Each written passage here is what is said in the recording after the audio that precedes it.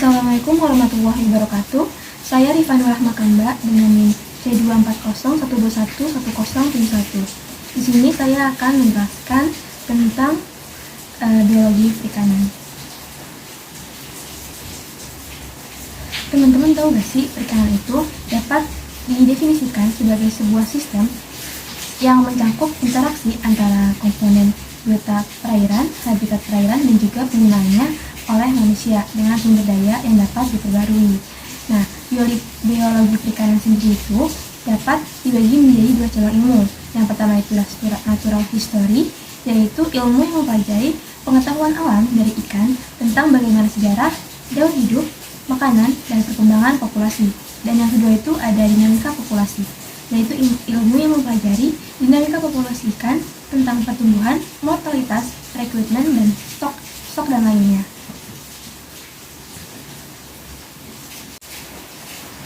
Masuk ke teori pertumbuhan, tujuan dari seseorang mengelola perikanan yaitu untuk mewujudkan hasil sebesar-besarnya dengan biaya serendah-rendahnya. Salah satu aspek penting yang ditinjau yaitu memacu pertumbuhan sumber daya ikan tersebut. Nah, pertumbuhannya secara umum itu adalah perubahan dimensi yang meliputi panjang, berat, volume, jumlah, dan juga ukuran satuan waktu baik individu, stok maupun komunitas. Pertumbuhan juga banyak dipengaruhi oleh faktor lingkungan, di antaranya itu ada ukuran makan, jumlah ikan, jenis makanan, faktor lingkungan, dan kondisi ikan. Dan perubahan tersebut itu terjadi baik pada level individu, stok maupun komunitas.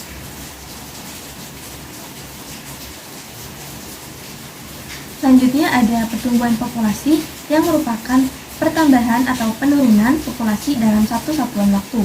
Nah, pertambahan ini dipengaruhi oleh kelahiran dan juga kematian serta migrasi. Pertumbuhan eksponensial yaitu populasi memiliki tingkat kelahiran yang konstan melalui waktu dan tidak pernah dibatasi oleh makanan atau penyakit. Selanjutnya, pertumbuhan logistik itu dalam populasi pertumbuhan individu menunjukkan pertumbuhan eksponensial yang tidak dibatasi oleh makanan atau penyakit. Nah, menurut Effendi pada tahun 1979, pertumbuhan itu terdiri dari pertumbuhan mutlak dan juga pertumbuhan nisbi. Teman-teman tahu gak apa itu pertumbuhan mutlak? Yaitu ukuran rata-rata ikan pada umur tertentu, seperti panjang rata-rata ikan, waktu tertentu dihubungkan dengan panjang atau berat awal periode tersebut. Nah, pentingnya pertumbuhan itu adalah untuk melihat perkembangan jenis ikan, memacu produksi, menjaga ketersediaan, stok sumber daya, mengatur kegiatan penangkapan, melakukan pengelolaan untuk keberlanjutan usaha perikanan, produktivitas ekonomi dari ketersediaan sumber daya ikan. Nah, umur itu adalah entitas juga untuk menunjukkan perkembangan individu ikan dalam satuan waktu. Nah, umur ikan itu adalah masa kehidupan yang dapat ditempuh oleh suatu individu dari suatu spesies ikan sampai saatnya spesies ikan itu mengalami kematian secara alami ataupun karena keperluan tertentu maupun disebabkan oleh faktor lainnya.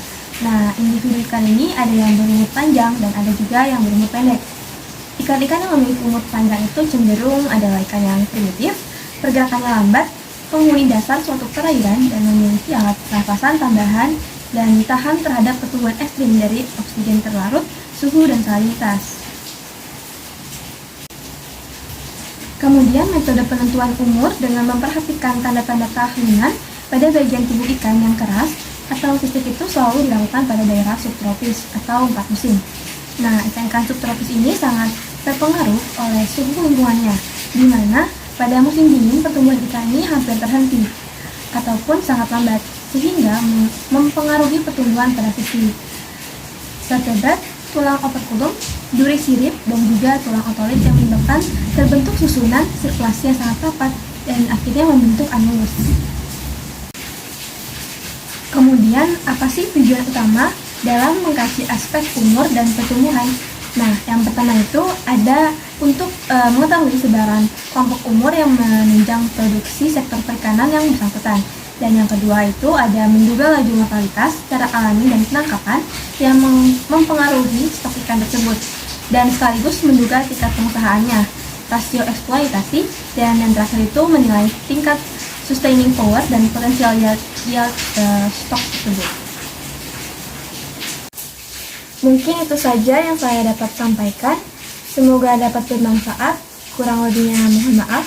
Wassalamualaikum warahmatullahi wabarakatuh.